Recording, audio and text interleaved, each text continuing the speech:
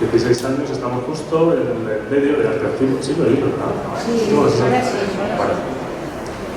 El proyecto dedicado a la divulgación de las artes y la historia del arte, como digo, destinado a todo el público, abierto a todo el público hasta llegar al foro, o sea, con lo que está cayendo. Y que vamos a hablar de un artista que es Henri Matisse, y lo que voy a hacer sobre todo es contextualizar a Henri para comprender por qué pintaba así. Y ver cómo está la sala llena, para mí, como decía aquel personaje, llena de orgullo y satisfacción.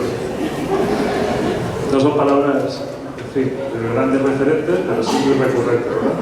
Y es cierto, es una pasada, vamos repitiendo y avanzando en el tiempo y la sala está casi ya. Yo de verdad que pensaba que íbamos a ser poquitos.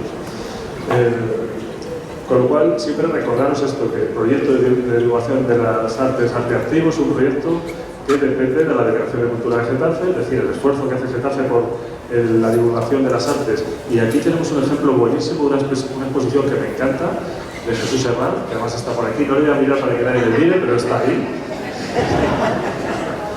Que inauguró hace poco, es artista de la carpa, pero fue alumno, por ejemplo, bueno, alumno, ¿no? Estuvo en el taller de Fiorín Carlos, ¿verdad? Mucho tiempo. Gran artista también, que pertenece a la carpa, ha estado en varios cursos en mis talleres también, en Durne también, ¿verdad? Y claro, es que mola muchísimo ver cómo, aparte del talento natural que puedan tener cada artista, como pasando por estos talleres que están además en Getafe, me parece una obra tan interesante, tan rica y tan coherente, porque esto se podría hablar de una retrospectiva, ¿verdad? Es un poco un recorrido en el tiempo, entonces vemos zonas de formación. Ve por ahí la adoración de los Reyes Magos y todo, aunque esa es más moderna, me parece. Y vemos todo ese desarrollo casi a través del volumen de la piedra, que recuerda en esencia al movimiento surrealista y a Pichot. No sé si lo conoce Jesús, pero seguro hemos alguna vez hablado de él, el amigo de Dalí, que trabajaba esas composiciones con formas al archivolto, pero no utilizaba frutas, utilizaba piedras que generaban construcciones. Entonces aquí hay unas texturas chulísimas en todos los cuadros y en la iluminación. Supongo que habéis visto la exposición, y si lo habéis visto, ¿está hasta cuándo? Hasta el 16 de febrero. O sea que yo os invito a ver la exposición. No tengo entrevista ahora porque vamos justo de tiempo, pero si no. Bueno. Por lo tanto, es a lo que voy. Getafe de la Cultura, aquí tenemos un cartel muy grande que lo pone además, y es un eje primordial de la sociología de este municipio, y que siga así, por cierto. Bueno, dicho todo esto, el proyecto Arte Activo tiene dos partes, una parte que es la de hoy, que es la parte más teórica, de charla, de conferencia, de opinión, como queréis decir. Hoy habrá mucha gente que ya conoce a Henri Matisse, porque habrá visto la exposición de la Fundación CaixaForum, ¿verdad? Incluso creo que el año pasado hubo otra exposición en el Thyssen también haciendo referencia a Matisse. Entonces, Matisse por aquí, Matisse por allí, está Matisse por todos los sitios. Entonces, muchas cosas me podréis corroborar, corregir, ratificar, ampliar, como queráis. Luego otras cosas que os dejo hablar.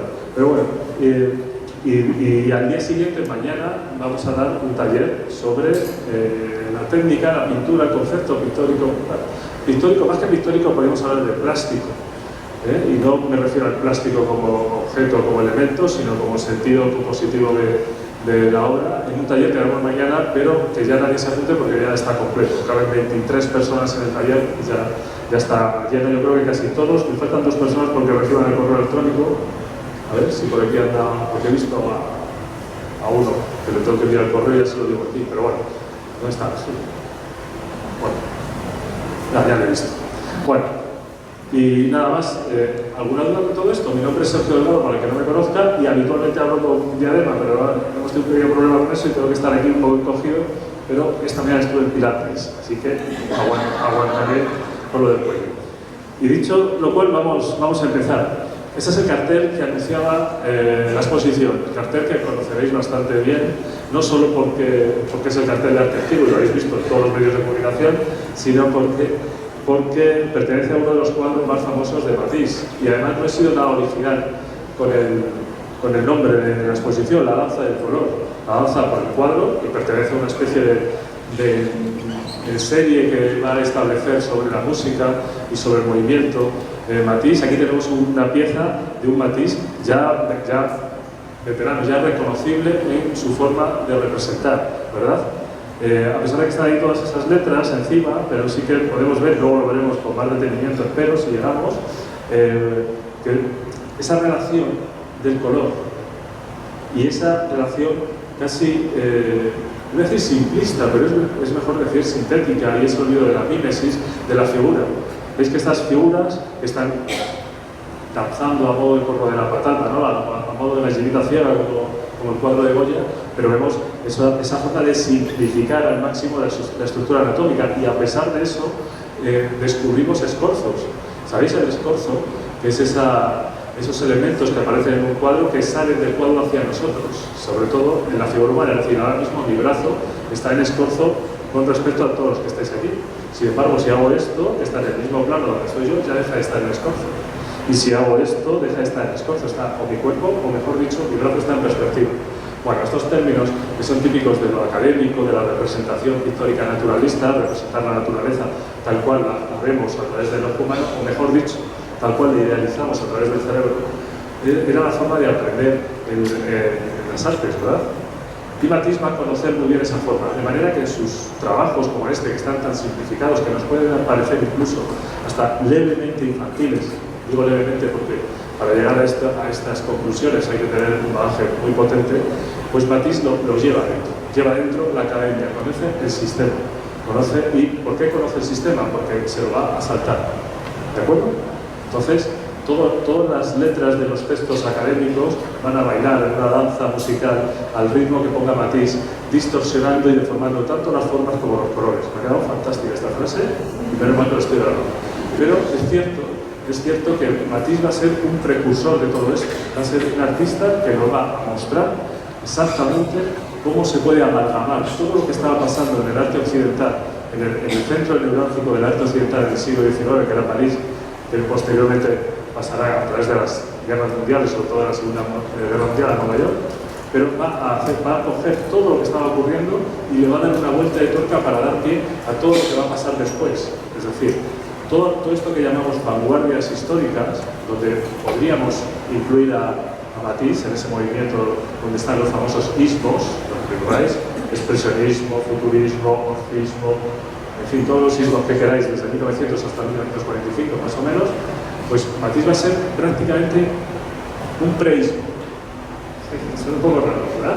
Porque tenemos la pintura impresionista, que también se llama impresionismo, que rompe con lo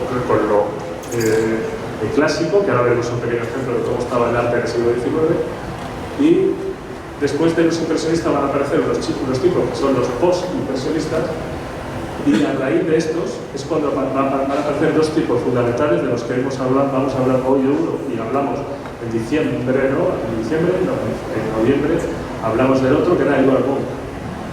Estos dos chicos, Matisse y Munch, podríamos decir que son los que van a originar los movimientos, el movimiento más importante del siglo XX en cuanto a las artes, que es el expresionismo. Es decir, si no hubiese sido por estos dos, por supuesto que alguien dirá, ¿y Picasso? Picasso también. Pues es que hago un esfuerzo por hablar de Picasso porque soy muy picasiano, además que mi nariz, pero sin embargo quiero aguantarme las ganas de hablar de Picasso. Pero Picasso, por supuesto, que también, y ahora vemos en qué sentido. Bueno, dicho todo esto, vamos a avanzar por aquí. Este es un autorretrato de Henri Matisse, vemos 1869-1954. ¿Lo veis ahí? Lo veis bien, ¿no? Por allí, tenéis los campos. Esto sí que es un lujo. Hay dos cosas que quiero hacer referente a esta imagen, porque luego voy a dar un salto hacia atrás. Esta es simplemente una pequeña introducción. Pero fijaos en el autorretrato, es un autorretrato de Matisse. La sensación que nos da. No sé qué os parece. No sé si os parece un señor amable, un señor enfadado, un señor arrogante, un señor humilde. Parece hasta un poco antipático, ¿verdad? Así, esa ceja levantada, escrutándonos a nosotros, pero realmente debe estar concentrado en el espejo, donde se está reflejando para poder hacer el autorretrato, pero con esa intensidad, con esas líneas de contorno bastante duras. Fijaos en los pómulos, en los párpados, en la nariz, como hay una línea de contorno, una silueta negra, que recuerda mucho a lo que va a ser y lo que la pintura expresionista, que va a utilizar esas líneas marcadas. En el momento en el que Matisse pinta este cuadro, se acaba de originar el movimiento expresionista alemán. Y Matisse va a juguetear con todos los movimientos que van a surgir, es decir, con el expresionismo, con el cubismo, con el impresionismo que es anterior, etcétera, etcétera. De forma que tenemos un autorretrato en el que se nos muestra como si estuviese investigando sobre el rostro, con lo cual se olvida un poco de nosotros y aparece un poco simpático, ¿verdad? Por decirlo de una forma rara, muy concentrada. Y ya vemos alguna pequeña alteración del color natural. Esto que nos duele tanto a los profes de artes plásticas, que es la famosa pregunta de cómo se hace el color carne. Que supongo que aquí no habéis preguntado nunca, ¿verdad? ¿Cómo se hace el color carne? Y tenemos que superar esto los profesores y no ir al médico después de esto, porque pasa muy a menudo. Pero el color carne es simplemente una amalgama de una textura, que es la piel y la luz. Y ahora, si cogieran las 10 personas que hay aquí y pusiéramos una mano al lado de la otra, al lado de la otra, al lado de la otra, no habría una mano igual. Entonces, ¿cómo hacemos el color carne, verdad? Bueno, pues fijaos que sí que tenemos simbolizado cómo puede ser el color de la piel, ¿verdad? Y aquí Matisse ya se salta una pequeña norma con algunos tonos verdosos en el centro del rostro, ¿lo veis? Es decir, ya hay una pequeña alteración no es pequeña, de los colores de la naturaleza, los colores naturales, los que nos entran por los ojos y los que tenemos razonados como normales. Entonces vemos a un Matisse que todavía no es el fauvista que se va después, pero sí es el expresionista que está jugando con los lenguajes de la distorsión de las formas y del término de lo antinatural. Si yo me pinto un retrato, quiero ser guapo, y si no puedo, por lo menos interesante, pero lo que no quiero es ser desagradable. Y sin embargo, la ruptura de la belleza canónica invita a que el cuadro, desde el punto de vista de la belleza contemporánea, no tenga que ser bonito o agradable, simplemente que despierte en el espectador un estado de ánimo concreto, ya sea puede ser positivo o negativo. ¿Lo veis? Entonces ya estamos en esas claves. Quiero recordar que el mes que viene doy una charla por primera vez después de 16 años, ¿sí? Del arte antiguo y 18 que llevo en el arco. Va a ser la primera vez el primer año que no voy a poder dar conferencia a posteriori de arte. Entonces voy a dar una charla de cómo leer el arte contemporáneo. Y este concepto de belleza lo tendré que recordar porque en el arte actual, en el arte contemporáneo, en el mercado del arte, esto es muy evidente, como el concepto de belleza ha saltado por los aires. Bueno, pues Matisse es uno de los que empieza a distorsionarlo. Luego tenemos otra cosa muy interesante en esta imagen, que como esté yo así, solo la imagen me van a matar, que es el pueblecito de Canton-Cambrai, que es el pueblo de nacimiento de Henri Matisse, ¿vale? ¿Por qué digo que es muy interesante? Porque fijaos dónde está, no sé si se ve, ¿verdad? Que yo la pantalla, mira, ahí lo veo, ahora sí lo veo. Fijaos que está al norte, muy al norte de París. Y esto es interesantísimo. Un chico que se va a dedicar a las artes y está viviendo en una zona donde la luminosidad, o mejor dicho, las horas de luz no son muchas, de hecho son pocas, y las pocas que hay está nublado. Nos quejamos, llevamos 3 semanas lloviendo y yo tengo a todo el alumnado, y me incluyo yo también, quejándose de que no para de llover, que esto que es, que qué vergüenza, que si el gobierno, lo que sea, ¿vale?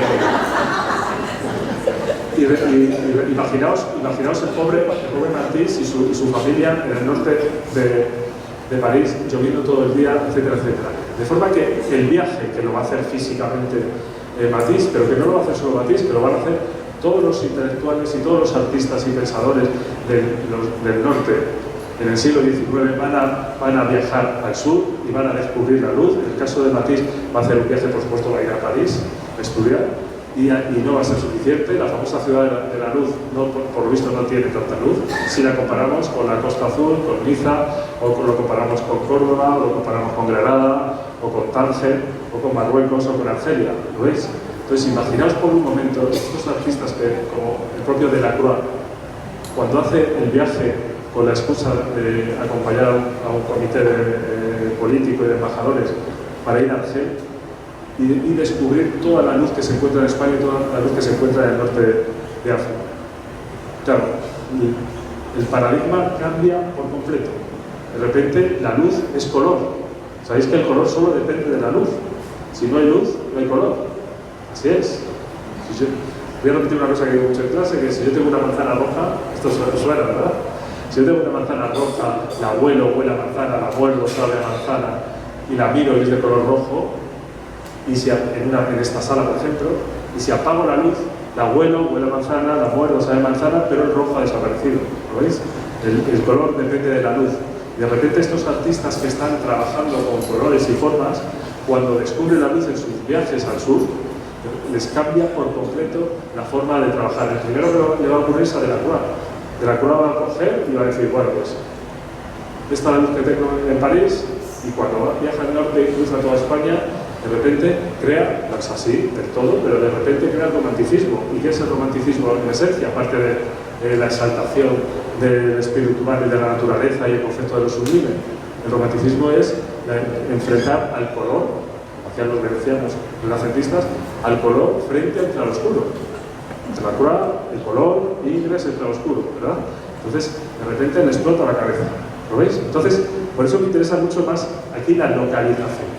Y ya puestos, ya que estoy hablando un poco de los orígenes de Matisse, sí que es interesante ver cómo, y luego insisto que tengo que dar un salto hacia atrás, sí que es interesante ver cómo Matisse no es, como otros artistas, un niño prodigio, de estos que con 5 años ya están dibujando todo el rato, como Picasso, que la primera palabra que pronunció no era ni mamá ni papá, o como una de mis sobrinas que era pan, sino era la palabra pif, según los escritos, y era lápiz, porque veía a su padre dibujando, que era maestro de dibujo, y empezó a decir pif, pif, pif, que era el lápiz lo que quería. Entonces ya vemos desde el niño que no tiene vuelta de hoja, que va a ser artista sí o sí. Matisse pertenece a una familia más o menos acomodada en un pueblecito donde fundamentalmente el comercio textil va a tener mucha relación con las telas, los hilos, etcétera, etcétera. Aunque su padre se dedica, tiene un pequeño comercio de semillas, su madre una pequeña tienda de pinturas. Ahí ya empezamos a tener una pequeña relación. Pero viven más o menos de forma acomodada, y lo que quiere el padre es que su hijo estudie Derecho. Esto tiene un paralelismo con alguien que va a influir muchísimo en Matisse, que es Gauguin. Gauguin se dedicó a la economía y a las inversiones durante un tiempo, hasta que de repente a los 42 años dijo, aquí os quedáis, literal. Bueno, pues el joven Matisse, pues en principio le gustaba dibujar, pero iba a seguir un poco los designios de su padre, que era estudiar Derecho, para dedicarse luego a trabajar. Estuvo incluso de pasante en una notaría durante un tiempo, mientras estaba estudiando la carrera en París. Entonces, ¿qué va a ocurrir en este momento? Pues estas casualidades que alimentan también todas estas charlas, que en torno a los 19 años, 20 años, que ya estaba acabando prácticamente la carrera, ya estaba trabajando y tal, pues tuvo una apendicitis bastante potente, lo cual le tuvo, estamos hablando de la segunda mitad del siglo XIX, recién no se soluciona con la velocidad que se soluciona ahora, y de esto le tuvo prácticamente un año enfermo y bastante tiempo metido en la cama. Y su madre le regaló de la tienda que tenía un blog y unas pinturas para que se entretuviera mientras estaba ahí aburrido el hombre en la cama sin poder hacer nada. ¿Y qué ocurrió? Bueno, está claro, ¿verdad? Que cuando empezó a recuperarse, de todas formas, no fue una epifanía, no fue un San Pablo caído sobre el caballo, sino que ella, cuando estaba de pasante, ya iba a unas clases de dibujo a las 7 de la mañana porque le gustaba, y luego a las 8 se iba a trabajar, es decir, ya había ahí un gusto por la estética, por el dibujo, por el pensamiento visoespacial, estas cosas que decimos cuando nos dedicamos a la psicología de la percepción, pero sin más.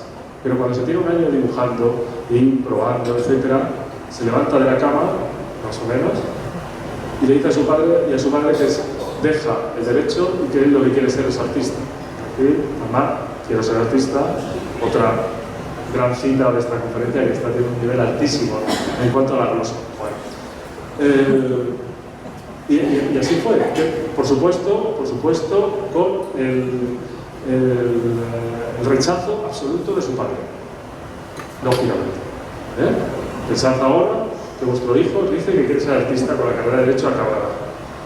Entonces, estoy un poco... Luego hay escalafones. Yo tuve una alumna que su hija tocaba el violín en el conservatorio, muy bien, además.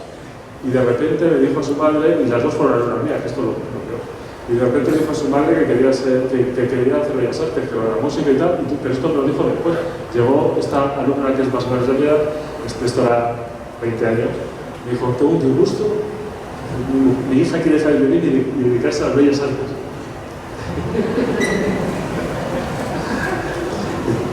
En fin, también le dijo el padrino a una hijada suya, que cuando le presentó al futuro, el padrino Michael Corleone, ¿recordáis? Cuando le presenta a su futuro, a su pareja, le dice, padrino, mira, lo vamos a casar, estamos muy contentos. Entonces el padrino Michael Corleone le dice, ¿a qué te dedicas? Dice, no, voy a empezar a estudiar en la escuela de arte y tal. Y Michael Corleone ya estaba, yo creo que estaba pensando, no va a salir de aquí, o sea, le vamos a cortar el cuello. Entonces la ahijada le dice, no sé si recordáis esto de la película, pero le dice, no, pero su familia tiene tierras y no sé dónde. Entonces el padrino le dice, dedícate a cuidar de tu familia. Es decir, cuidado con las bellas artes. Entonces el padre de Matisse se negó, pero sí que tuvo el apoyo de la madre. Y esto me recuerda también a Toulouse-Lautrec, por ejemplo, con el apoyo materno para animar a que, mira, haz lo que quieras hacer si realmente vas a ser feliz, que puede ser una carrera hacia la felicidad, si no recordarás a Zapato. Bueno, pues en esas estamos, de forma que Matisse se va a París, pero ya cambia la universidad, la carrera de Derecho, por los estudios de Bellas Artes, por los estudios de Bellas Artes. ¿Y qué se va a encontrar en París? Antes de empezar a analizar un poco cómo es ese desarrollo técnico de Matisse, sí que me gustaría hacer una breve, debería serlo, ¿verdad?, reflexión sobre lo que estaba pasando en París en el siglo XIX en las artes. ¿Os suena este cuadro?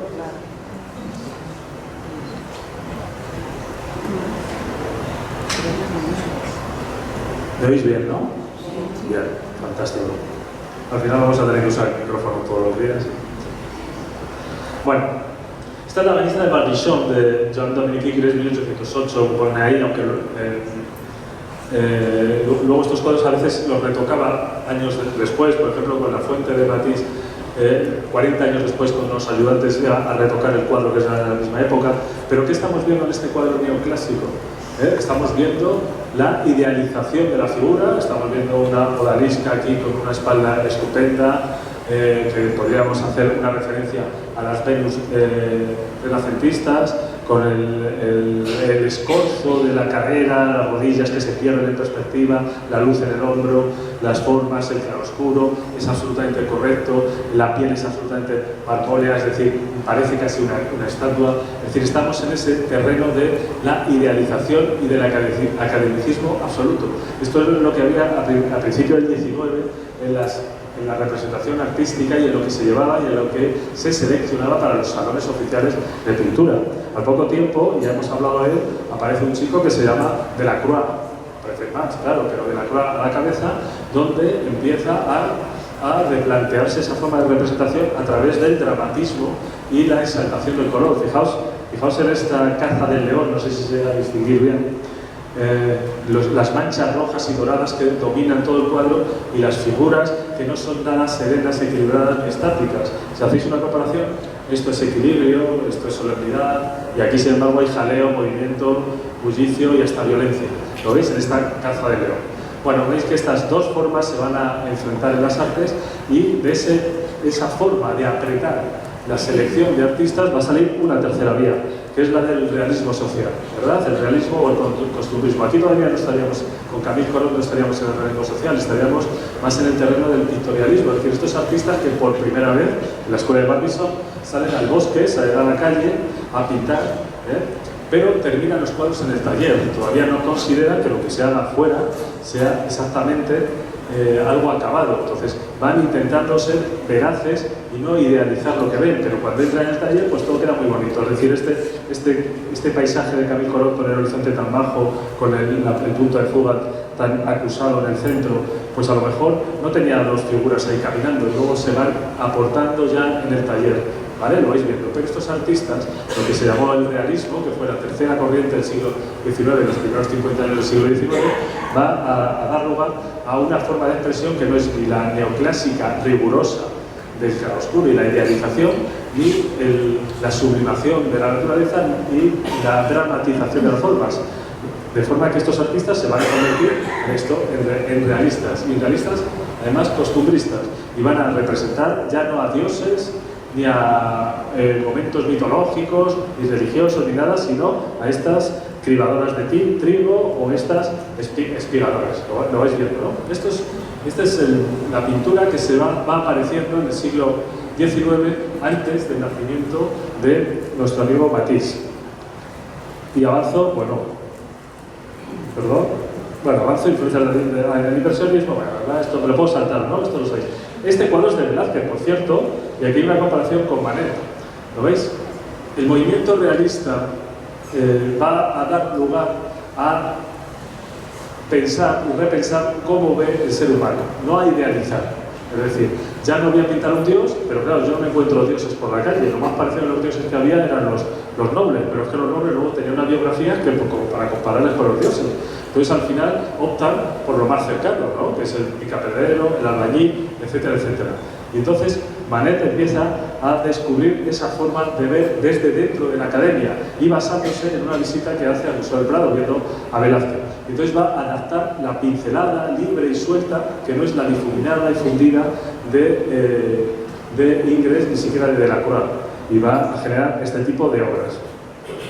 Lo veis por aquí, perdonad que me salen con estas cosas, esto ahora desaparecerá, pero fijaos en los dos floretones de las meninas del detalle y el del bar de Folies-Bergère, el paralelismo que hay. Es decir, Manet, desde dentro de la academia, descubre a Velázquez en un viaje a Madrid, en el Museo del Prado, y se da cuenta que 150 años antes había un tío que era capaz de simplificar las formas hacia su perfección visual. Es decir, nosotros no vemos todo el detalle, vemos solo lo que enfocamos y el resto es simplemente manchas. Y esto es lo que Manet va a empezar a incorporar. Y a partir de ahí se va a poner en contacto con una serie de artistas, que son los impresionistas, ¿vale? Estoy resumiendo mucho, pero se va entendiendo un poco cómo voy avanzando del siglo XIX hacia 1875, más o menos, cuando se hace la primera exposición, donde un crítico intenta insultar a la exposición en la Galería de Van Gogh de los impresionistas, diciéndoles que estos, por culpa del título de este cuadro, Impresión Sol Naciente, lo veis ahí, de 1874, donde ves simplemente unos borrones sobre el lienzo sin más definición. ¿Lo veis, verdad? Parecería que está sin terminar, parece que está sin terminar, ¿verdad? De hecho, la crítica, ¿veis, verdad? Sí, lo va. De hecho, la crítica le va a poner verde porque parece que está sin acabar. El propio Sorolla, 27 años después de este cuadro, viendo una exposición en 1901 o 1902 en París de los impresionistas, le escribe una carta a Pedro Gil Moreno y le dice: acabo de ver una exposición del impresionismo francés, y dice, y ella va a la conclusión que estos chicos eran unos vagos y que el único aporte que han hecho al mundo de la pintura es el violeta en las sombras. Fijaos qué importante, el único aporte, el violeta en las sombras. El violeta en las sombras significa que la luz dentro de la oscuridad existe y es cromática, es así como la vemos. No es lo mismo la sombra en un bosque que en la playa. ¿Lo veis? Y esto es lo que les va a interesar a los impresionistas, el efecto o la forma experiencial de ver. Y eso es lo que van a intentar utilizar. De forma que Monet, cuando pinta este cuadro, no está pensando en la barca ni en el sol. Está pensando en la sensación que tengo cuando miro hacia un puerto y justo está el sol cayendo, que me deslumbra y no puedo ver las formas. Entonces dice, mira ese marco de chulo, y si miras en torno a los ojos, que no lo veo. Y ese cabreo por no verlo es el cabreo que tenía el crítico, que no veía lo que el crítico quería ver. Pero Monet lo que quería era que sintieras cómo se ve cuando miras hacia el sol. ¿Veis la diferencia? Entonces ahora ya el cuadro no parece que sea un ejercicio de pereza, sino es un ejercicio de definición de una sensación. ¿Lo veis? Bueno, pues este movimiento impresionista que llega a ser más o menos duros en sus comienzos, no, más o menos, no, más que menos, que va a estar en los salones rechazados de París, se va a tener que inventar una sala para que los artistas que se prestaban a concursos en los salones oficiales pudieran exponer los que no estaban seleccionados. Porque había tantos que Napoleón III dijo, bueno, pues hay tantos que están los del salón oficial, vamos a hacer en el Gran Palais de París, vamos a hacer una sala en la que estén los rechazados, los que no están seleccionados. Bueno, pues los impresionistas ni siquiera podían exponer en el Salón de los Rechazados.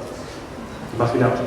Y en cuestión de 20 años, 1875 hasta prácticamente finales del siglo, los salones oficiales crean algo que llamaron el Salón de Otoño. Fijaos qué curioso. El Salón de Otoño, que era un salón oficial para dar cabida a los pintores impresionistas, porque al final, durante 20 o 25 años, se convierten en el movimiento imperante de la pintura. Se ha pasado de no poder exponer por los rechazados a tener un salón, el Salón de Otoño. Y no solo eso, ¿sabéis por qué es el Salón de Otoño? Pues para que no sea en primavera. ¿Y por qué?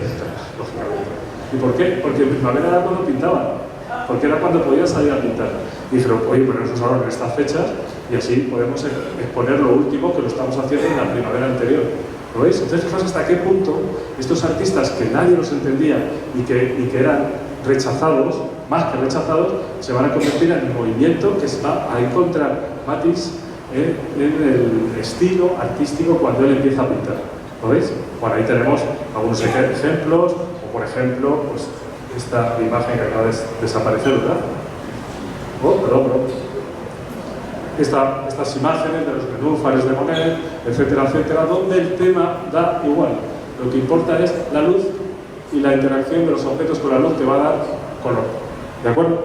Bueno, además tenemos otro artista que no es francés, no sé si os suena, este chico que se llama Joseph William Mayer Turner. ¿Os suena Turner?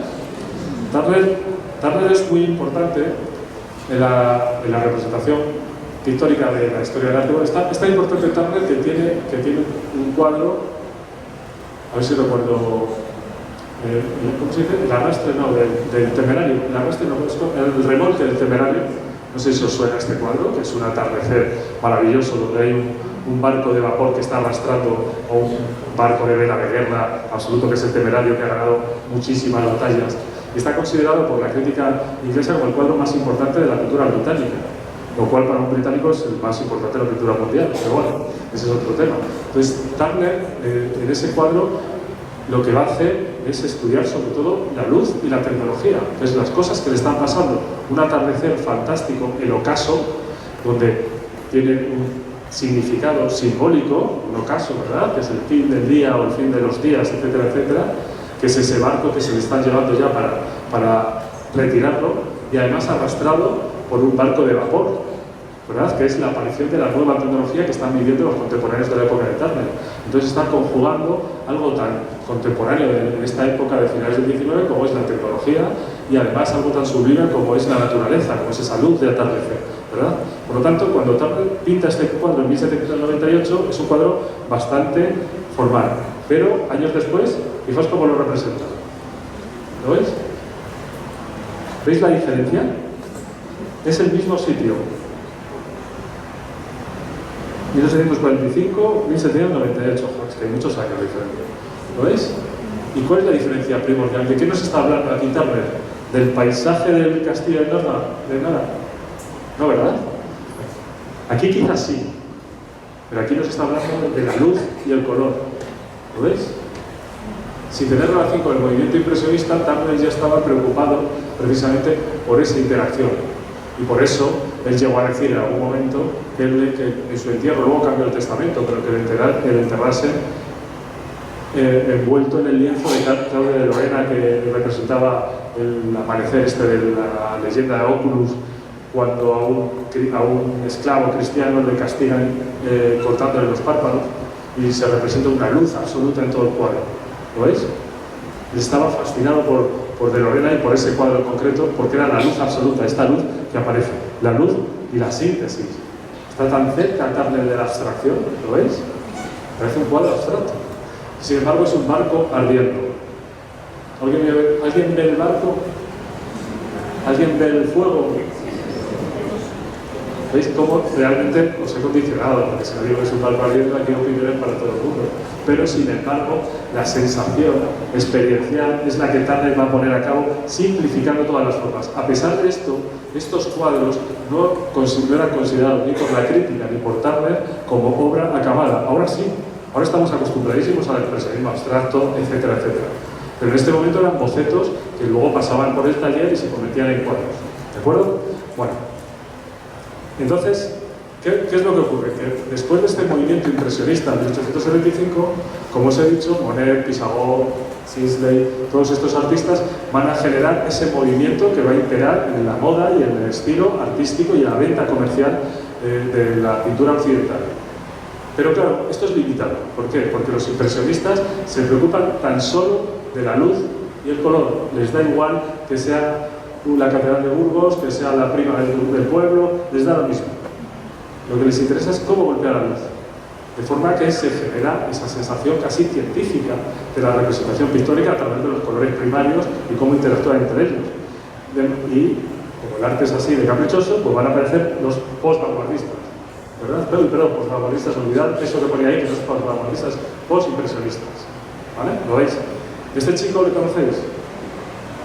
Gauguin. Es muy importante conocer la obra de Gauguin para entender a Matisse. ¿Vale? Gauguin, le tenemos ahí autorretratado como el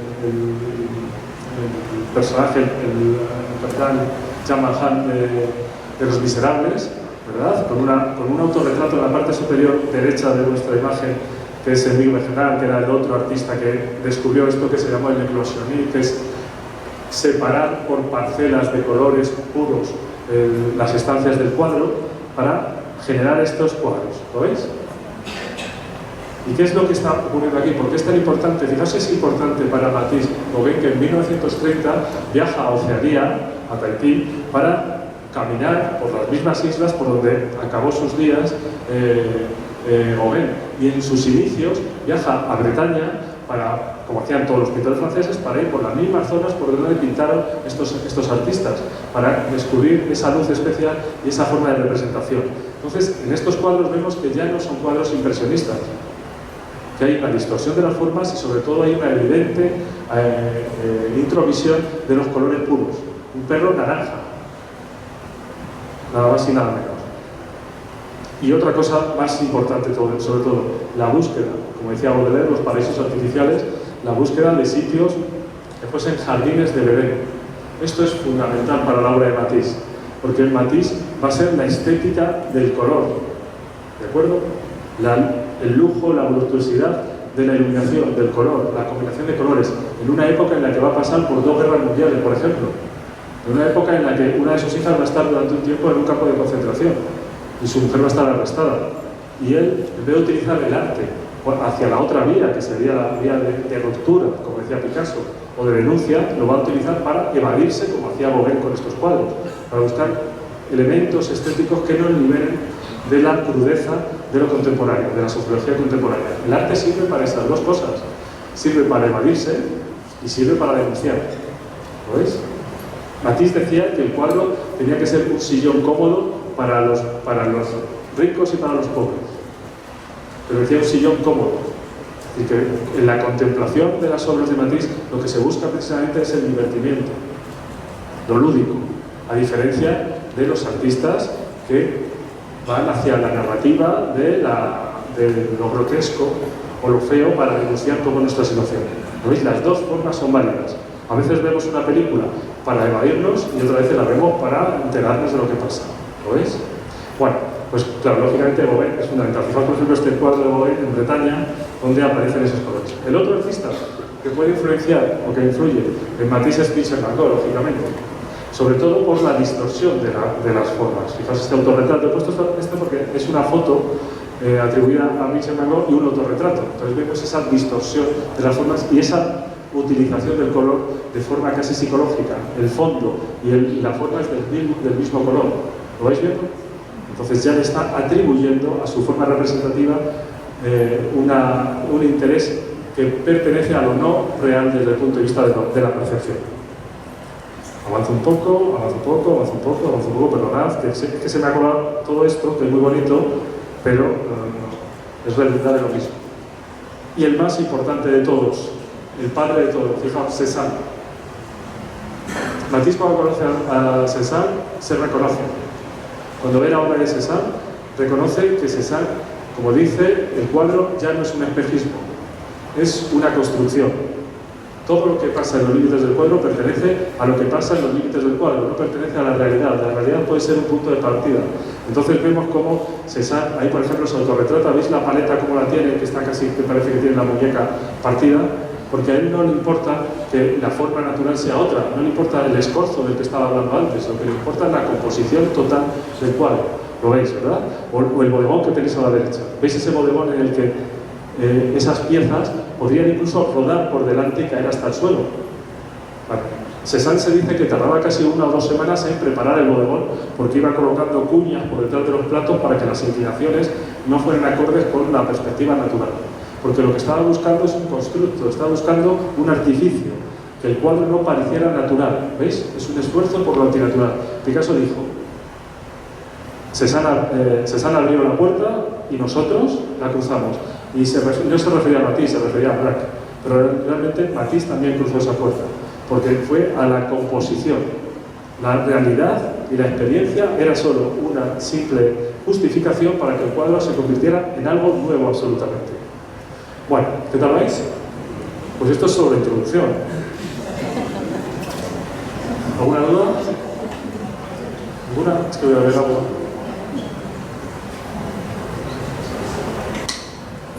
¿Habéis visto cómo mi acting no es el acto, el dramático? Fijaos en las bañistas que hay en la parte de abajo, que luego hablaré de ellas.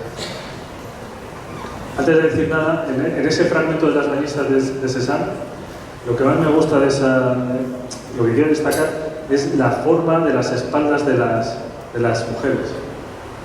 Es absolutamente geométrica, que está absolutamente forzada no por el esfuerzo del cuerpo, por la anatomía del cuerpo, sino por el esfuerzo compositivo del pintor.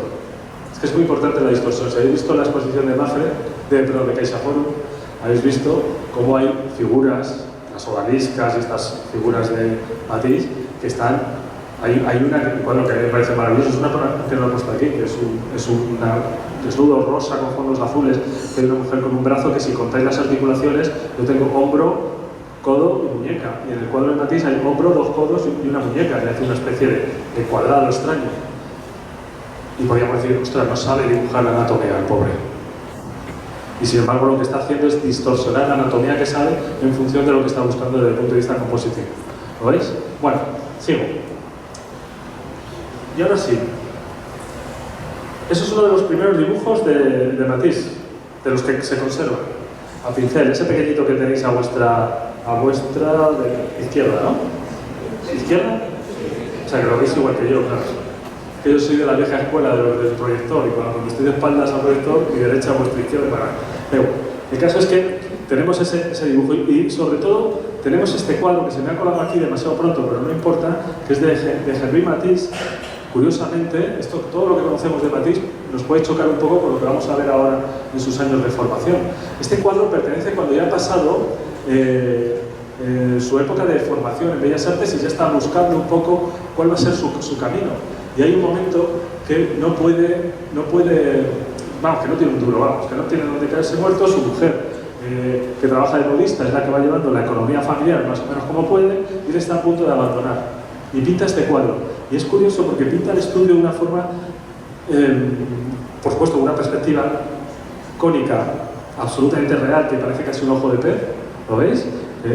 Con esa forma casi barroca de la iluminación que tenemos dentro del estudio, ese estudio que de repente es oscuro y tenebroso porque no está consiguiendo la comprensión ni la salida que él quiere para... Dice, al final le voy a tener que dar la razón a mi padre. ¿Lo veis? Y sin embargo en el cuadro deja un pequeño halo de esperanza, que es esa ventana. ¿Veis? La ventana en la que sí aparece un paisaje luminoso, donde se percibe el verde y el naranja del tejado y de los árboles, que es un verde y naranja natural, todavía está en ese terreno impresionista o naturalista. Pero a pesar de que él se siente encarcelado en ese estudio, en el que no hay salida, pero hay un halo de esperanza. Me recuerda un poco a la florecilla del Guernica, y que si me oye Matisse me mata, nunca mejor dicho, pues la comparación de que todo es un drama absoluto y en la parte inferior del cuadro hay una mano que tiene una pequeña florecita, como hay un pequeño halo o hilo de esperanza, ¿verdad? Pues esta ventana es un poco la esperanza en la que Matisse se va a aferrar y que va a resultar, va a salir bien. Bueno, antes de todo eso, sí quería que vierais estos primeros cuadros de la tejedora bretona, ¿veis? Viaja a la Bretaña francesa para seguir el camino de Gauguin, pero nos recuerda más a Van Gogh. ¿Recordáis los comedores de patatas, etcétera? Estos cuadros de oficios, de estilo costumbrista, etcétera, etcétera, que aparecen en estos cuadros que nos sorprenden, quizá si solo conocíamos la obra representativa de Matisse por su pericia en el claroscuro y en las proporciones, o esta mujer leyendo, ¿lo veis, verdad? Fijaos que en este cuadro tenemos hasta algunas reminiscencias de Vermeer, la posición, los interiores y las ventanas van a ser unos elementos recurrentes en la obra de Matisse y sus orígenes a través del claroscuro y de las formas. Bueno, pues como os iba diciendo hace un momento, Matisse deja derechos, los estudios de Derecho, se va a París, bueno, se va a París donde estaba estudiando Derecho y ya conocía París, pero en vez de irse a la Facultad de Derecho se va a la Academia Julian, porque la Escuela de Bellas Artes, como pasaba antiguamente aquí, había que pasar un examen de acceso. Entonces los jóvenes artistas se apuntaban en academias más o menos prestigiosas, dirigidas por artistas que tenían a sus alumnos para prepararles para ese acceso. Él va a la Academia Julian de París, que es una de las que os va a salir en todos los libros, porque por aquí pasa pues, Toulouse, pasa el propio Van Gogh, pasa Matisse, que en su segunda época en la Academia al final tiene una discusión con Cajón y acaba abandonándola, pero pasa de Degas pasa por allí, es decir, todos estos artistas que son muy reconocibles. Y este señor que tenéis ahí con barba, ahí está la fachada de la Academia Julian de París. Este señor fue uno de los primeros profesores, el pintor Bouguereau, que va a ser uno de los pintores Pompier o los pintores clásicos que tenían éxito en la representación pictórica. ¿Veis ese cuadro que he puesto de esta Venus? Que nos recuerda un poquito a la Venus de Ingres, pero ya con un sentido casi dinámico dentro de una idealización de la figura humana, con esos ángeles que hay en la parte superior, y toda esa serpentinata que genera el cuadro, generando ese movimiento curvo y ascendente, que buscan un poco la pericia y el virtuosismo del alumno. No les interesa otra cosa que la representación pictórica y luego que esté idealizada. Entonces, ¿qué va a pasar? Que Matisse no le va a gustar demasiado esto, pero sí le gusta el oficio. Entonces aprende perspectiva, claroscuro, volúmenes, se presenta al examen de Bellas Artes y por supuesto lo supera. Y Bouguereau va a decir, no me extraña porque no vas a aprender a pintar en tu vida. Fíjate, Bouguereau como pintor vaya, pero como adivino, fatal. Entonces, lo que va a ocurrir es que Matisse, en esta época, que hace su viaje a Bretaña, se van estos alumnos que suspenden, suelen ir a la Escuela de Bellas Artes a coger apuntes, ¿cómo se llama? A dar clases de oyente, ¿verdad? ¿No? Más o menos, y llevan sus dibujos para que otros artistas o profesores los vean, hasta que Gustave Moreau, el gran pintor simbolista que le tenemos ahí con las piernas cruzadas, le va a comunicar que él da clases en su estudio y si quiere ir a tomar sus clases. Matisse siempre va a recordar a Gustave Moreau como uno de sus verdaderos primeros maestros. Fijaos el cuadro de Moreau que tenéis ahí, ¿se ve? Esa Salomé, pues que está apuntando hacia una cabeza, que es la cabeza de San Juan Bautista. Salomé le pide la cabeza a Herodes a cambio de su virginidad, más o menos, entonces le corta la cabeza a San Juan Bautista. Esto es terrible. Si ves el cuadro de Caravaggio en el que le están cortando la cabeza y están apuntillándole prácticamente, y es el único cuadro que Caravaggio firma con la sangre de San Juan, pone abajo Michelangelo. ¿Cómo se sentía Caravaggio en esa época? En fin, bueno, pues esa historia tan truculenta, Gustave Moreau, que pertenece al movimiento simbolista, lo que hace es llevárselo a un terreno no de la idealización, sino del cuento, de la metáfora. Entonces aparece esa cabeza como una aparición flotando de manera irreal en el cuadro. ¿Lo veis? Este artista que trabaja en este ámbito del simbolismo va a animar a Matisse precisamente a que lleve su representación artística a otros terrenos que no sean los ideales ni los naturales. ¿Vale? ¿Se entiende? Aunque desde el punto de vista cromático vemos que son totalmente diferentes.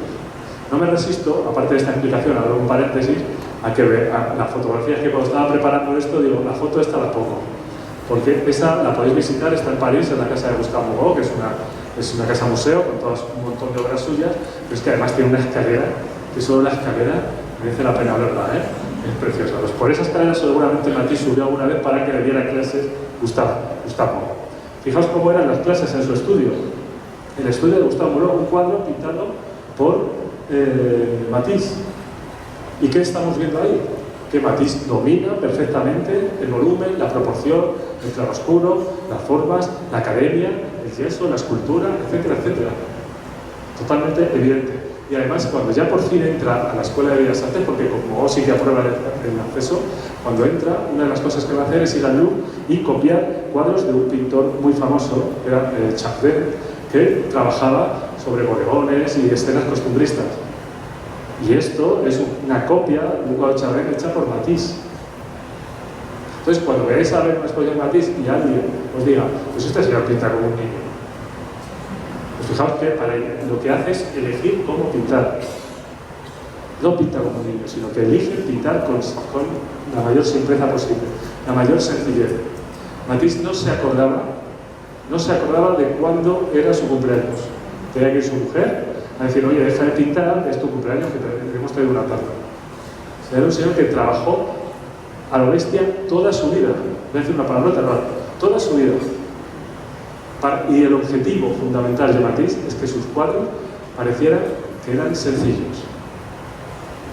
Aquí todavía vemos que si yo pienso, joder, lo que le habrá costado al artista pintar esto, ¿por qué lo pienso? Porque tengo la sensación que lleva un trabajo de elaboración, de diseño, de proporciones. Fijaos en esta proveedora, que es otra copia de Chardin, de una obra de Chardin hecha por Matisse. Pero el movimiento artístico de la época no era el claroscuro barroco, sino que era el impresionismo. Matisse va a presentar ya en las exposiciones oficiales cuadros con este sentido impresionista de la escena, esta mesa servida de la que estáis viendo todos esos frutos, esos brillos, esos destellos de luz, donde lo importante que es la iluminación. Vais viendo cómo va evolucionando desde su forma académica a otras formas de representación. En 1900, autorretrato en mangas de camisa. Fijaos cómo nos podría recordar a un autorretrato de Toulouse-Lautrec en el que la cara está a contraluz. No sé si lo recordáis cuando hablamos aquí de Toulouse-Lautrec, donde no se nos quiere mostrar porque odia su cuerpo, entre otras cosas, pero sí quiere mostrar su oficio y su pericia. Aquí tenemos a Matisse autorretratado a contraluz y de nuevo mirándonos fijamente. Y fijaos la influencia de Cézanne en toda su obra. Esta pieza que está basada a través de esos bloques y esas distorsiones. Habéis visto hace un momento la anatomía, lo que llamamos una academia, el desnudo que hemos visto hace un momento de una modelo, pintado por Matisse, y cómo aquí sus formas empiezan a irse hacia el camino no académico, sino hacia un camino más distorsionador, más expresivo. Este cuadro suena, ¿verdad? Pues ahora os voy a pedir que me contéis lo que contaba. Entonces, ¿qué va a pasar? Que en esta época de 1900, etcétera, va a empezar a moverse a partir de 1900, 1901, 1902, y va a empezar a viajar a la tierra francesa, se va a ir a Córcega con sus amigos a pintar, a cambiar de luz, va a ir al sur de Francia, va a tener esa sensación el estudio de los impresionistas me habla del color y de la luz, y nosotros vamos a experimentarlo de tal forma, y se va a ir al último post-impresionista que me faltaba, que son los divisionistas o puntillistas, que es Paul Signac. ¿Se acordáis? A Seurat y a Signac. Matisse va a conocer en Niza a Signac, va a leer su libro que se llama de Delacroix al neoimpresionismo, y a partir de ahí va a haber una influencia de esta forma de pintura. ¿Lo veis? De pronto, Signac, este cuadro de Signac, los de Matisse, pues va a pintar esta escena en el campo, cerca de Génova, en la que los colores están fragmentados a través de pequeñas pinceladas de proporciones de colores puros. ¿Lo veis? Entonces no hay ritmo, pero sí hay perfección. Si hay una acumulación de algún primario, el color parece ser primario. Lo vais viendo, ¿verdad? Esto va a influenciar mucho a Matisse y a sus amigos, a Blahnik, a Perrin, a todos estos artistas, porque van a descubrir una forma nueva de interpretar la naturaleza. Y va a desarrollar su primera exposición. Fijaos, esta imagen que tenéis aquí aparece en la parte superior izquierda, Ambroise Vollard, el galerista. He puesto esto solo por curiosidad, nada más, para que veáis lo importante que fueron estos galeristas a finales del siglo XIX. Matisse, Picasso, el propio Cézanne, aunque Cézanne es un caso diferente, Raoul Dufy, bueno, todos los artistas de finales del XIX y luego los que sobrevivieron hasta bastante avanzado el siglo XX en algunos de los casos, pudieron triunfar por unas personas que se parecen un poco a algo que pasa en el mercado del arte contemporáneo actual, que son los galeristas jóvenes. Bueno, aquí en esta foto Brávola no parece demasiado joven, pero el coleccionismo lo que hacía era comprar obra clásica, el neoclasicismo francés de Ingres, de Bouguereau, posteriormente el romanticismo, pero siempre iban por detrás de los movimientos de vanguardia, por eso son movimientos de vanguardia, porque van por delante, ¿verdad? Entonces, los coleccionistas, cuando ya estaban comprando impresionismo, aparecen estos tipos. ¿Y cómo van, por qué van a sobrevivir? ¿Por qué va a sobrevivir Matisse, y además con mucho éxito en vida? Porque va a haber coleccionistas jóvenes que van a empezar a coleccionar la obra de los artistas nuevos. Si no hubiese sido por este coleccionismo de los artistas jóvenes, por coleccionistas jóvenes, generalmente jóvenes, hubiesen desaparecido. Entonces yo ya sé que es muy complicado, pero os animo a coleccionar y que no compréis cuadros de Goya y de verdad, que comprar cuadros de gente que está empezando, comprar cuadros de Jesús que no está empezando, que son muy chulos, pero gente emergente, porque son los que van a dar cabida a los siguientes movimientos. Si no, Matisse al final hubiese pasado como Van Gogh, 2 cuadros vendidos y hasta 50 años después nadie habla de ellos. ¿De acuerdo? Entonces, Ambroise Vollard, fijaos, todo esto que he puesto ahí es, el primero es un autorretrato, son todos retratos del propio Ambroise Vollard hechos por Renoir, por Cézanne, por Picasso, por Pierre Bonnard, por Rouault, es decir, por los artistas importantes de la época. Y en su galería, por primera vez, va a exponer nuestro amigo Matisse y va a presentar este cuadro que se llama Lujo, Calma y Voluptuosidad, que a lo mejor os suena. ¿Estaba en CaixaForum? ¿Sí? Sí. La exposición de CaixaForum es importantísima, o sea, está muy bien montada por el nivel de las piezas. Esta pieza es fundamental para la obra de Matisse y para comprender las transiciones de la pintura del siglo XX. Entonces, ¿a qué está jugando Matisse? Matisse está jugando, por un lado, a ser impresionista a través de la fragmentación del color, con toda la escuela de los impresionistas que tiene detrás. Está jugando también a ser puntillista, con la influencia de Signac, porque su pincelada es muy breve. Es una pincelada muy corta, con colores muy puros, que se desproporcionan y se convierten en otros colores, etcétera, etcétera. Pero también está jugando a Cézanne, a colocar estas mujeres, estas bañistas de Cézanne en el cuadro, que van apareciendo por ahí de una forma lúdica, de una forma casi orientalista, que va a ser una de las cosas que va a influenciar más en el mercado de la obra de Matisse cuando tiene que ya que vender los cuadros. Bueno, entonces, de repente va a ser rompedor. Claro, ¿sabéis quién le compró este cuadro a Matisse? Pues Paul Signac, lógicamente. Cuando vio el cuadro y se reconoció y dijo, te lo compro. Matisse, sin tener un duro, compró una pieza de Cézanne. Y en la época más dura, cuando esto que os decía que no tenía dinero, y dudó entre vender el cuadro de Cézanne. Y no lo vendió nunca, y eso que tenía lo justo, claro, su mujer a lo mejor le decía, oye, si lo vendieran no tendría lo que costar tanto, pero bueno, eso es otro tema.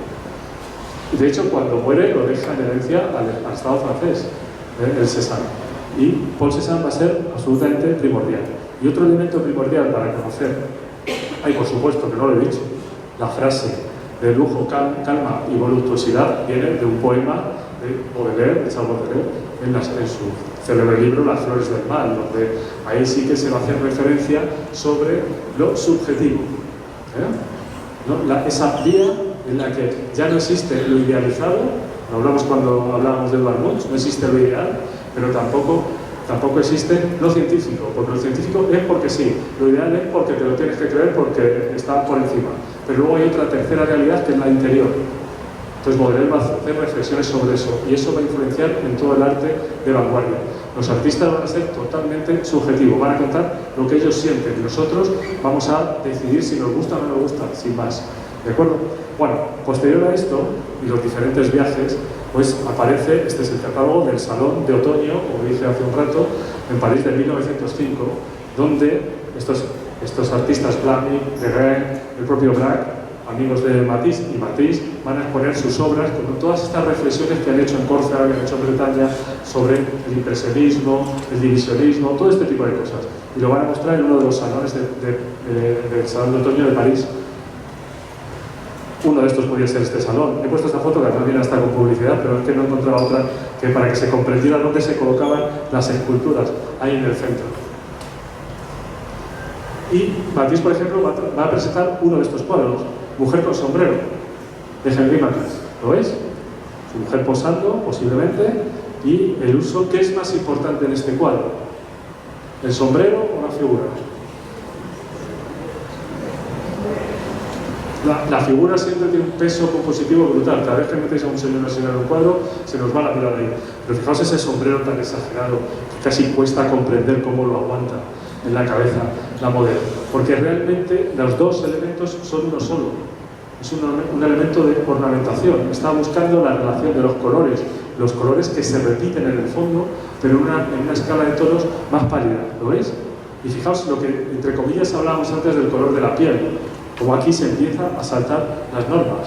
En esa misma exposición presenta este otro cuadro, que os agradará, que se viene en todos los libros sobre Matisse, este cuadro, como uno de los grandes obras de la historia del arte.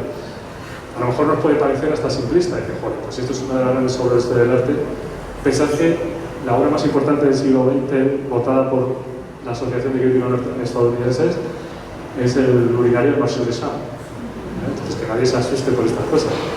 Y lo peor de todo es que tienen razón, pero cierro paréntesis porque lo dejo para la siguiente charla. Este cuadro, que es Amélie Matisse, la mujer de Matisse, en realidad su título es La línea verde. Porque cuando a Matisse le dice, es que has pintado una mujer, a tu mujer que ni se parece a tu mujer, y Matisse no dice como Picasso con Gertrude Stein, no te preocupes que ya te parecerás. Matisse dice, es que yo aquí no estoy pintando un retrato, estoy pintando un cuadro. ¿Lo veis? Entonces, la justificación de la naturaleza era lo mínimo para luego jugar con los colores. Y esa raya verde que divide el cuadro por el rostro de la figura, pues divide entre la luz y la sombra. Pero vemos que las sombras siguen siendo verdes y amarillentas, ¿lo veis? Y los fondos se contraponen. Una cara que por un lado es de una gama fría con un fondo cálido, y al revés el lado contrario. ¿Qué está haciendo Matisse? Está investigando sobre la interacción de los colores, y en este caso los colores puros, porque no quiere que el color vibre como vibra en nuestro cerebro, quiere que sean colores que aparecen representados en el cuadro directamente.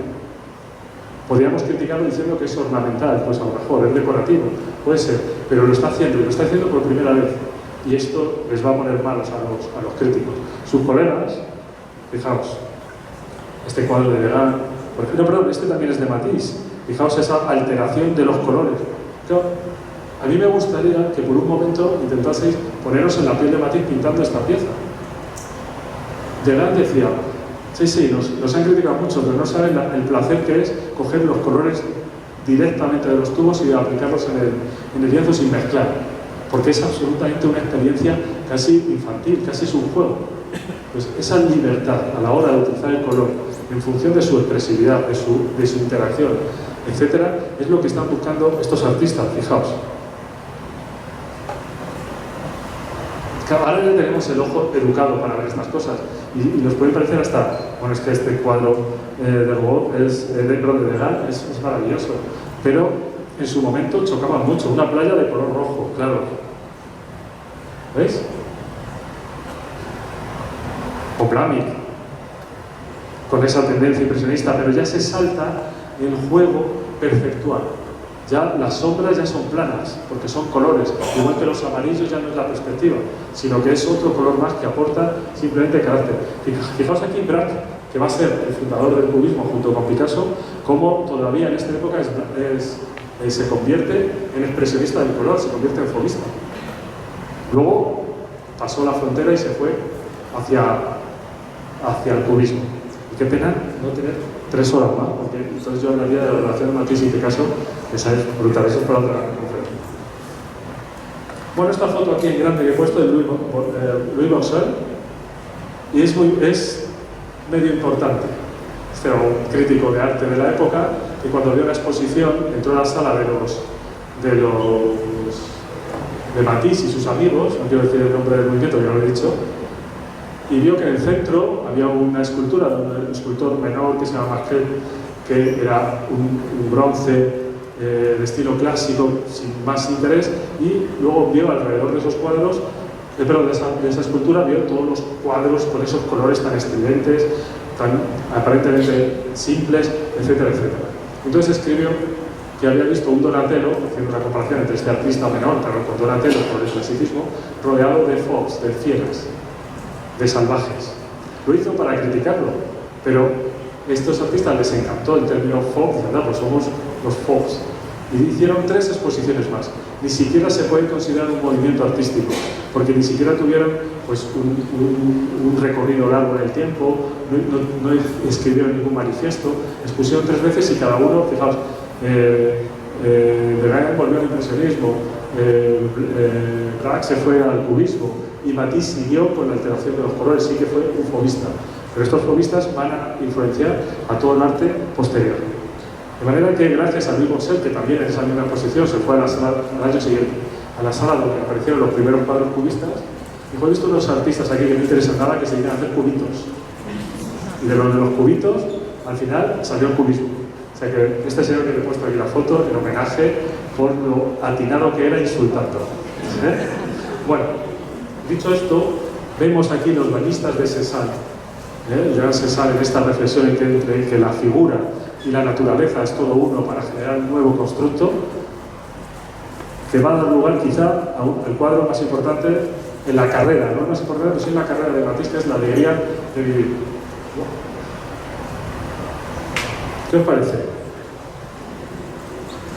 Curioso.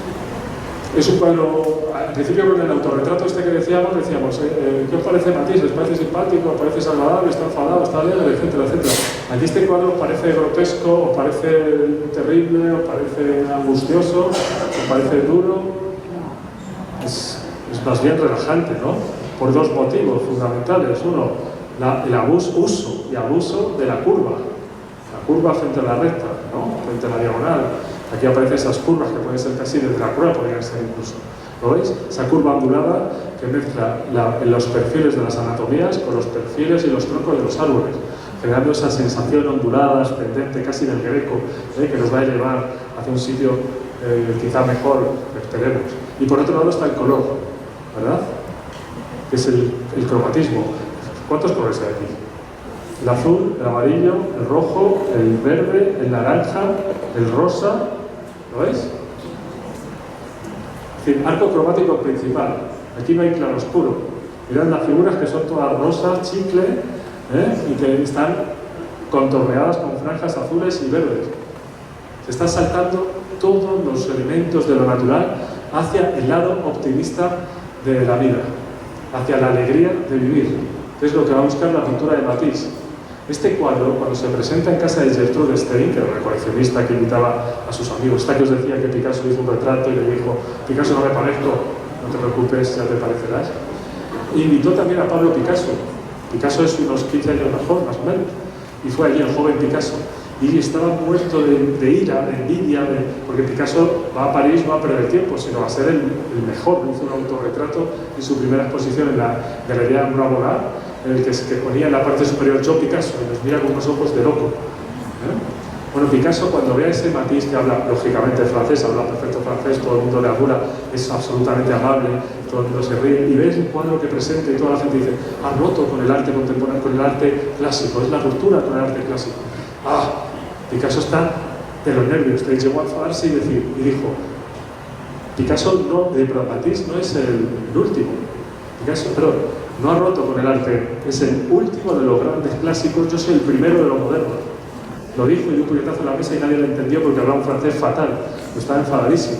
Y cuando salió de allí y reflexionó sobre qué estaba haciendo Matisse, que era saltarse los conceptos de la naturaleza a través de lo agradable, dijo, Matisse ha hecho diosas, yo voy a hacer prostitutas. Y al año siguiente nos presenta este cuadro, Las señoritas de Aviñón.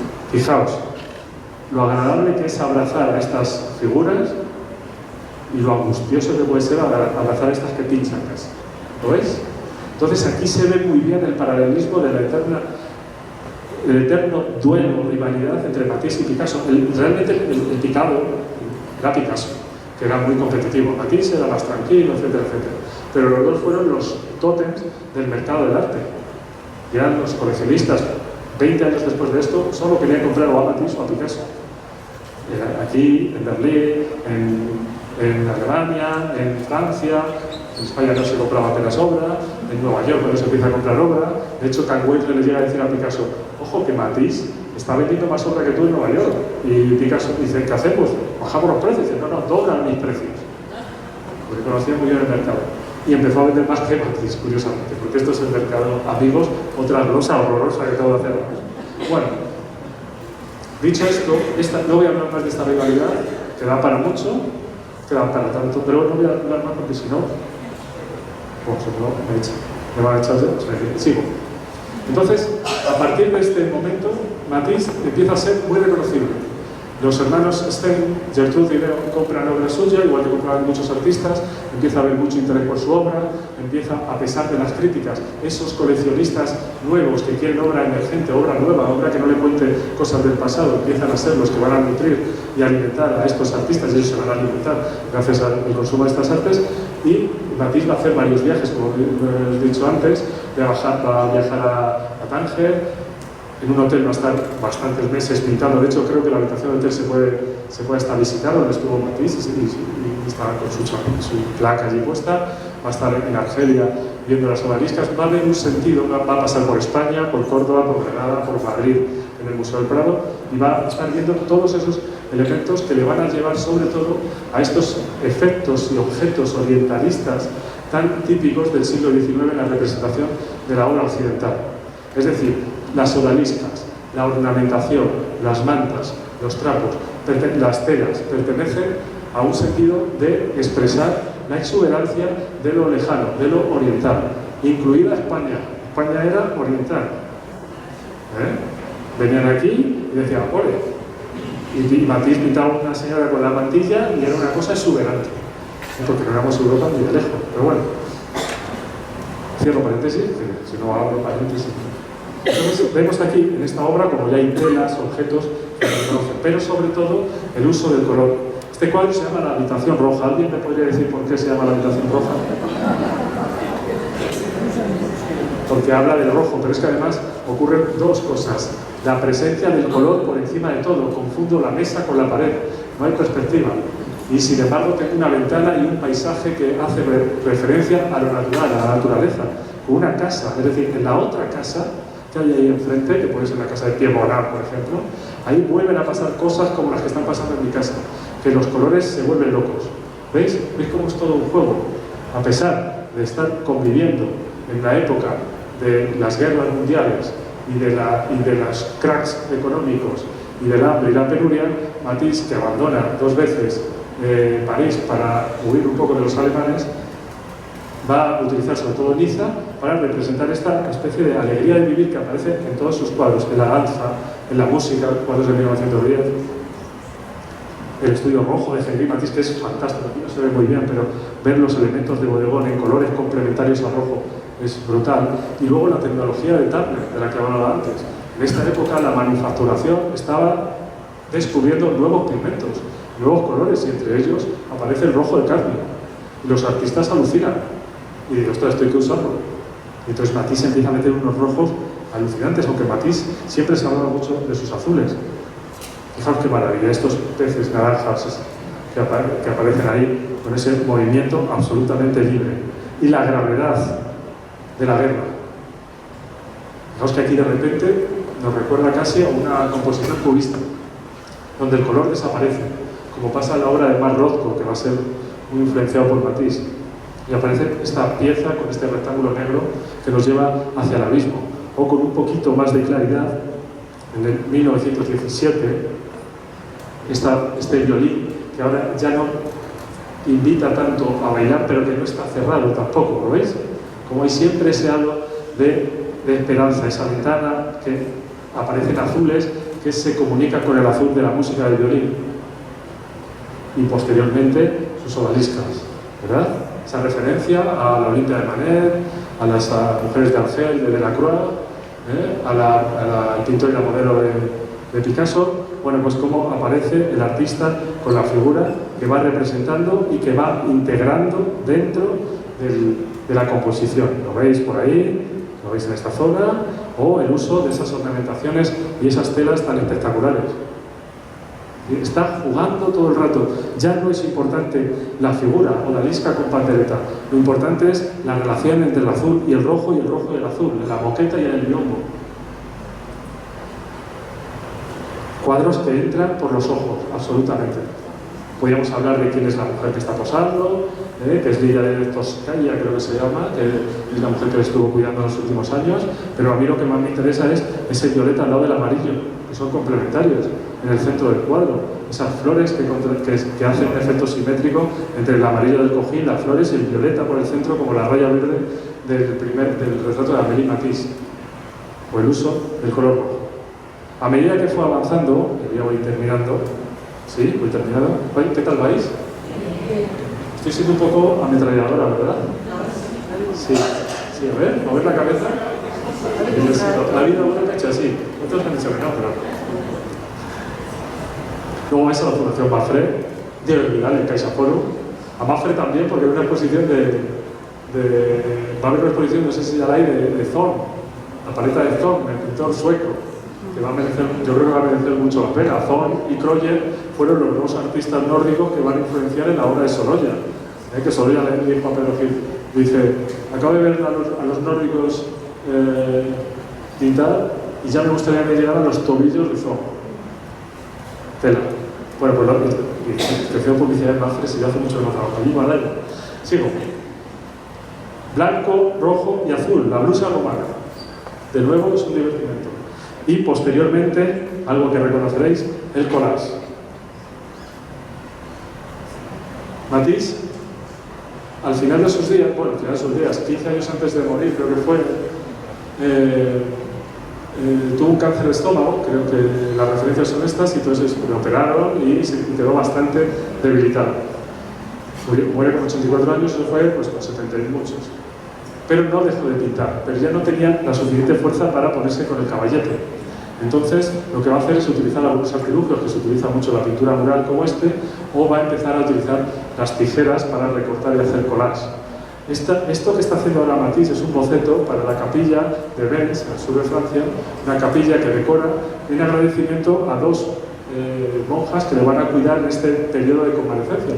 Entonces rediseña la capilla y fijaos cómo convierte algo para un artista que realmente no era religioso ni creyente. Esto Picasso se lo llegó a decir y dice, pero si somos ateos, ¿qué haces haciendo una capilla? Y dice, es que para mí la luz, ese es mi Dios.